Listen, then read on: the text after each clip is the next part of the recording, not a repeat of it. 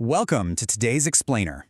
Okay, we're diving straight into an absolute powerhouse of a story today, all about a mind-controlled puppet who literally turns back the clock to become the ultimate overpowered protector.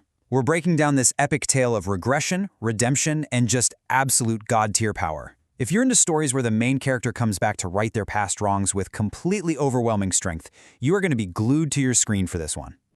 We drop right into the action with our main character, Damien. Just imagine waking up, opening your eyes, and seeing your sweet older sister Louise looking down at you. Only, she's years younger than you remember. For a brief wild second, Damien actually thinks he's in heaven. But no, he hasn't died. Well, at least not permanently. He just woke up in the past after enduring a completely horrific previous life. A life where he was, quite literally, the monster of his own nightmare.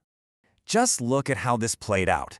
In his past life, Damien was a normal guy, until the evil archlich Dorgo cast dark magic and completely took over his mind, warping him into a peerless Death Knight. While trapped inside his own head, fully aware but unable to stop it, Damien had to watch his own body brutally slaughter his family. It's horrifying. He finally managed to break free from the mind control, but he was just a second too late. In a state of pure rage, he unleashed a soul-severing technique that utterly obliterated the archlich.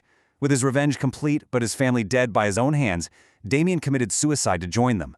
But instead of the afterlife, he was granted a miraculous reset. Section 1. The Reset and the Awakening. A second chance. Now, to make sure this wasn't just some crazy fever dream, Damien taps a giant rock with a mere tree branch and boom, it shatters into pieces. The nightmare was real, but now he actually has the time to rewrite history. And the contrast here is just massive. Young Damien was originally this disgraced drunken clown who brought nothing but shame and ruin to the Haxon family name. I mean, the guy even ruined his sister's engagement.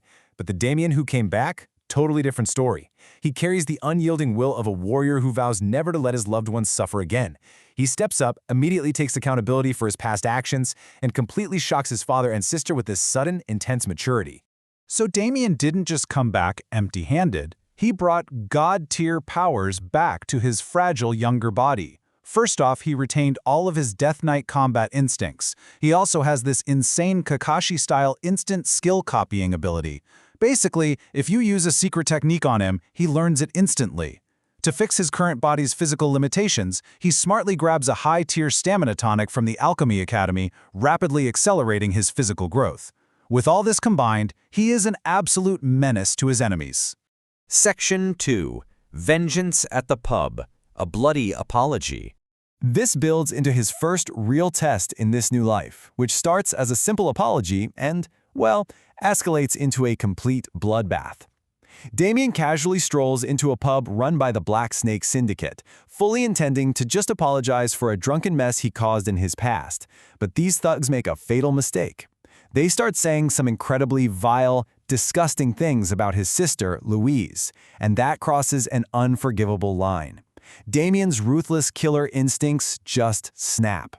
With literal sonic speed, he starts severing limbs left and right, dropping grown thugs to the ground before they even realize their hands are missing. Then, he forces the terrified pub owner to pay him a massive sum of gold as an apology. In an absolute panic, the pub owner calls in his heavy hitter, an apprentice knight named Ted. Ted comes in swinging, unleashing this massive aura-infused strike. But Damien?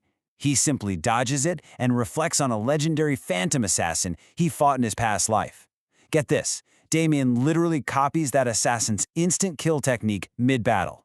He uses that exact same technique on Ted, instantly disabling him and ensuring that every single one of his enemies didn't even know what hit them until they were groveling on the ground. Section 3. The Ultimate Fork Duel. Humiliating Erwin. If you thought the pub was wild, wait until you see how Damien handles the arrogant noble Erwin Lion Bloom. This guy shows up trying to force Louise into a marriage just to settle a petty dispute, threatening to absolutely destroy their family if they refuse. But Damien isn't going to let his sister be a sacrifice. In his past life, Erwin abused and tortured Louise, which fueled a deep, burning hatred in Damien's heart. So Damien steps right up and challenges Erwin to a formal one-on-one duel. But here is the best part. To deliver the ultimate crushing humiliation to this arrogant noble, Damien doesn't even draw a sword. He steps onto the battlefield wielding nothing but a piece of dining silverware. A fork. Seriously, a fork. It's equal parts hilarious and deeply cinematic. Erwin is just boiling with rage, right? He unleashes his family's ultimate roaring lion sword technique, heavily coated in deadly aura. But Damien effortlessly dances around the strikes. Then, selecting a sword saint technique from his massive mental arsenal, Damien uses the countless thunder shadow revelations. With a mere fork, he completely overpowers Erwin's aura, flings the guy's sword away, and casually pokes the terrified noble in the neck. He secures his family's safety and forces Erwin to back down entirely. Section 4. Clash with the Dark Arts. Enter the Yulon Dark Mage. Of course, Damien's earlier actions at the pub attract some much darker threats. The Black Snake Syndicate puts a hit on him, which leads to a midnight ambush by a Yulon Dark Mage right inside his own home. Damien tracks this Dark Mage to a cave, and the mage just goes all out. He summons an illusory beast and unleashes this inescapable green hellfire that burns absolutely everything it touches. But Damien just stands there, totally unharmed. The flames literally vanish into his body, revealing his hidden trump card, the Authority of Greed. Back when he was a Death Knight, Archlich Dorgo infused him with his god-tier power that forces his body to permanently absorb and nullify all dark magic. After soaking up the fire, Damien slices the terrified mage in half with a devastating soul-severing slash, destroying the entire cave in the process. Now, in this world, there are 3 major power players you need to know about. You've got the corrupt Black Snake Syndicate, the evil Dark Mages of Yulon, and the righteous Holy Church. Damien is smart. He understands he can't just fight everyone at once, so he masterfully manipulates these factions against each other to clean up the city. It's like a giant chess game. This leads to a total 300 IQ tactical play. Damien has his servant, Victor, drop the severed head of the Dark Mage, along with hard evidence of the Black Snake's corruption, right at the doorstep of the Holy Church. This immediately summons the powerhouse paladin Agnes, the Azure Flame's first apprentice.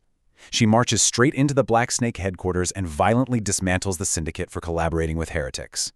So think about it. Damien completely clears his name, destroys a rival gang without even lifting a finger, and plays the humble devotee so perfectly that Agnes actually rewards him with an advanced, highly coveted mana cultivation technique. It's brilliant. Section 5. The Duke and the Deal. A proxy war. Even with his enemies crushed and his mana constantly growing, Damien faces a huge new challenge back home: his family's crippling financial debt.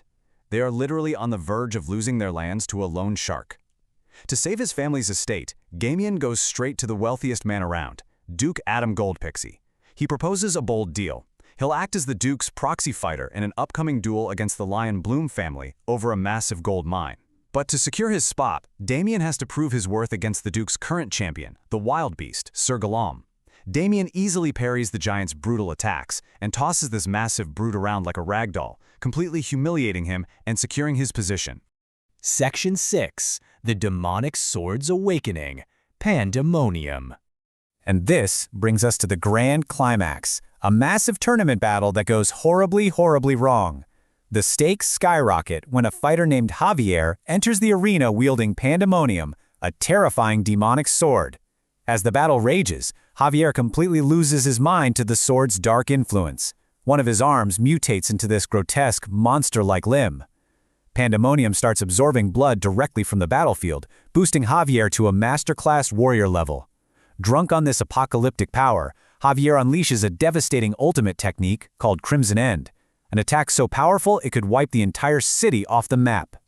Paladin Agnes is down. The mighty Athena is knocked out. Damien stands completely alone in the arena. He takes a direct, brutal hit from the demonic sword, surviving only thanks to a legendary piece of armor hidden under his shirt. But as he looks down, his primary weapon, the Thousandem Sword, is shattered into a million pieces. The apocalyptic Crimson End is rushing right at him. How will a weaponless Death Knight survive an attack that could destroy a city? You really have to ask yourself, when pushed to the absolute brink, what dormant, terrifying power will Damien have to unleash next? Thanks for joining us for this explainer, and keep questioning the story.